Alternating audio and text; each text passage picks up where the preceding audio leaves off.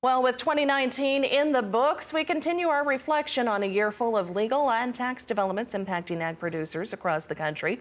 We've been looking at the top 10 issues of 2019, and now we continue with our countdown in today's Rural Money segment. And Roger McEowen with the Washburn University School of Law joins us once again for an update. Roger, as always, thanks for taking the time.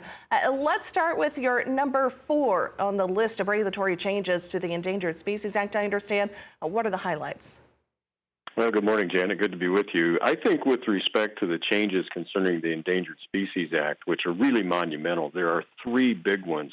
And of course, farmers and ranchers are concerned about the Endangered Species Act because a high proportion of these listed species do show up on privately owned land.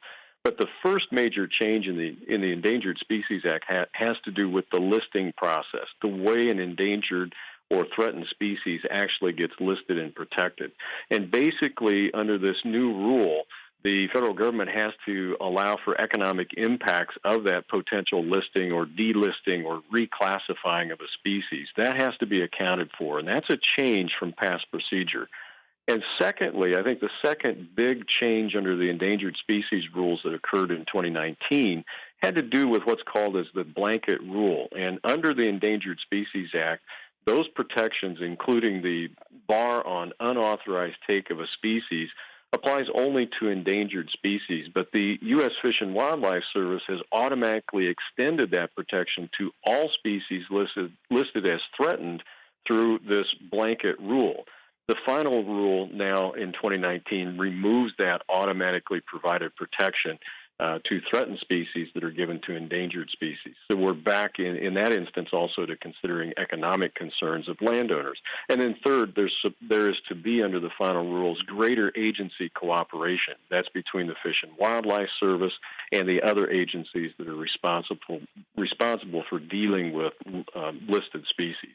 And Roger, coming in at number 3 is irrigation return flows and also the Clean Water Act. Certainly key takeaways for 2019 on that.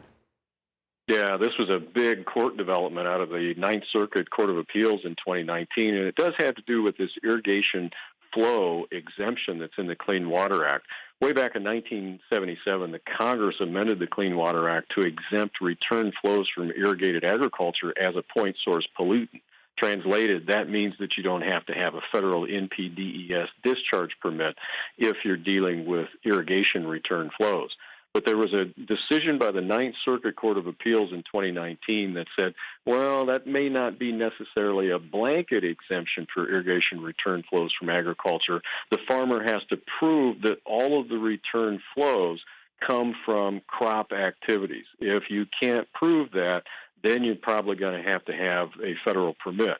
I think that's an impossible burden. If you think of the burden of proof issue, does that mean that the farmer has to prove that some discharges come from non-agricultural irrigation activities, or does it mean that when there's an allegation of irrigation return flows that are not entirely from ag crop production, does the farmer have to prove that they all are? If that latter position is correct, that's a next to impossible burden for a farmer. And I hope that at some point here in the near future, the U.S. Supreme Court is going to clear that issue up because that is a monumental issue for agriculture. Roger, as always, thank you very much for your insight this morning. Again, Roger McEowen, he's with the Washburn University School of Law, joining us on the phone today from Topeka, Kansas.